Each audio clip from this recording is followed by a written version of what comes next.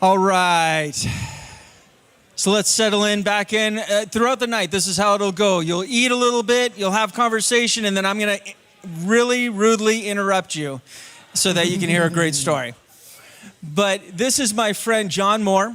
We've known each other long time. A long time. Long time. Way before Arukah, right? I remember when you and Kelly were emptying Arukah out.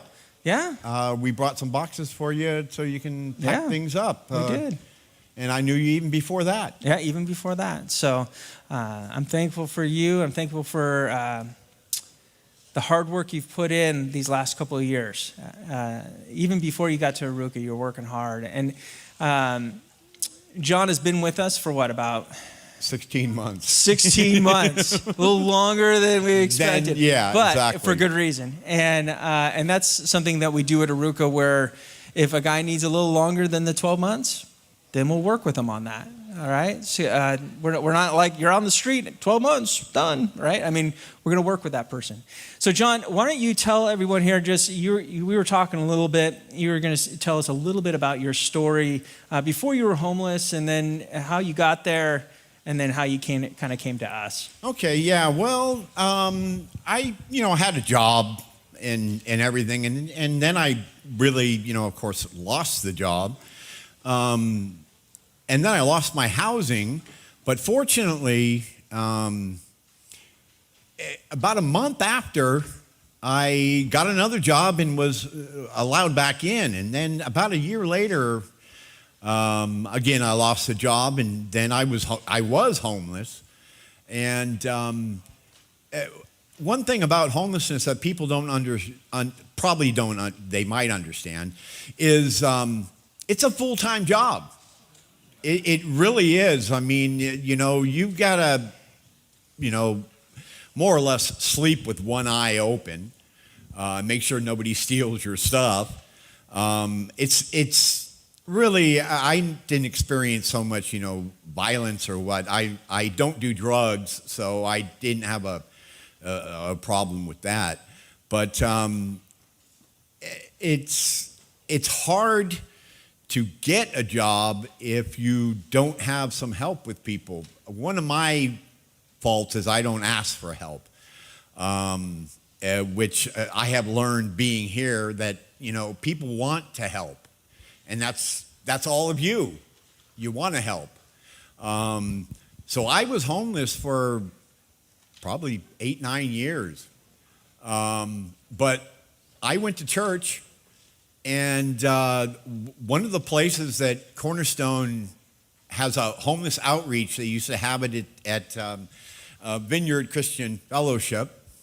And so I would, help out, figuring, I'll give back. You're helping me, I'll help you. And I worked my way up into actually running the program on site. But I was still homeless. It really lifted me up, but I still, again, I didn't really ask for help. When COVID hit, I had a drinking problem. So I went into rehab for 4.5 months and really straightened myself out. And then after that ended, I reached out to Josh and Mark, and I did not have to live on the street a day. I came to him and said, hey, I really need your help. And Mark interviewed me, and it was like he interviewed me and I was there that next night. That's the love they show. Excuse me if I choke up.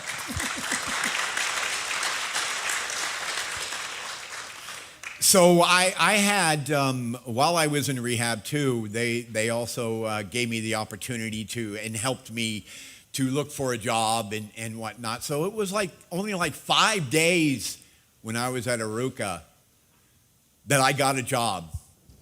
So I got a job. I've been working ever since. Thanks to Arukah, I've been able to, save a bit of money. but, well, thanks to Arukah and thanks to him, because all goes to him. But it goes through Josh, who I just can't say enough about. I mean, like I say, I've known him for such a long time, and him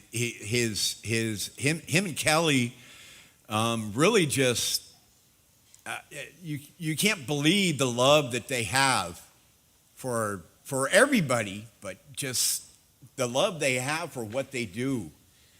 And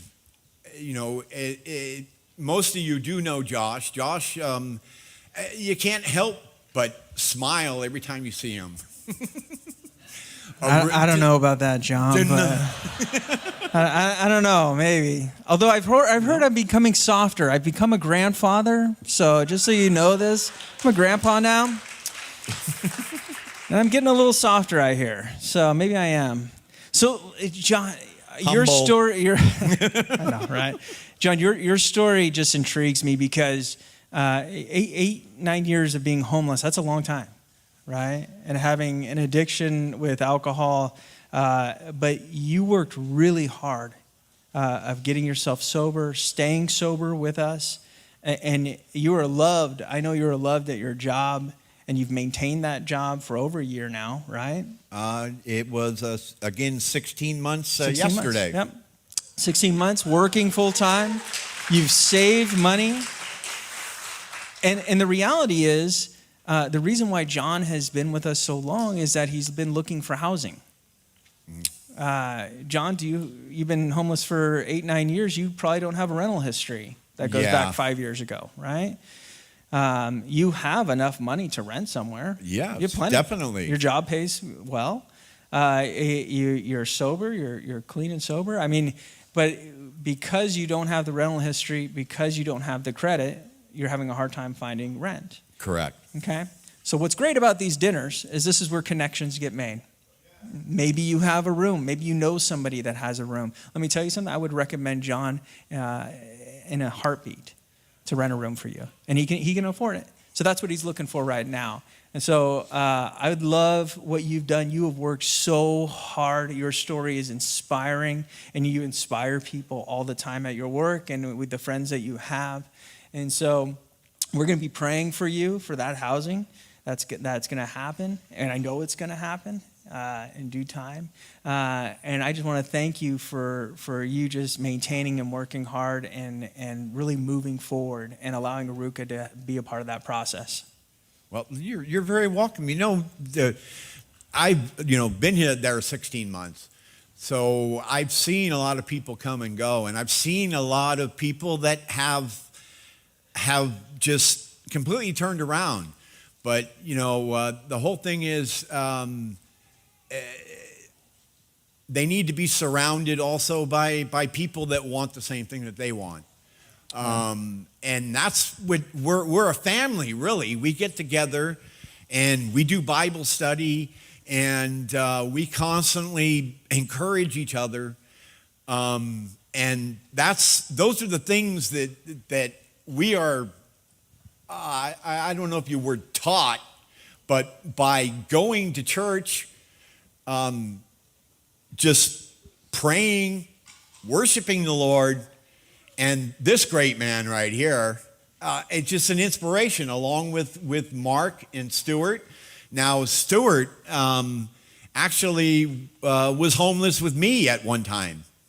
And he used to help us out also.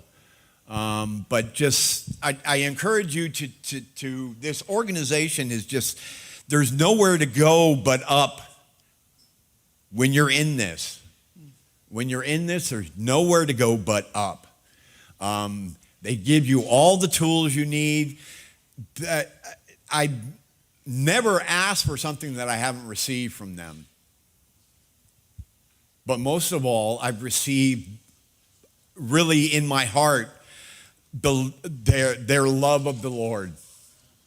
That's really what I've got from that. Let's give it up for John. Thank you so much for being here, brother. Thank you. Let's enjoy this meal.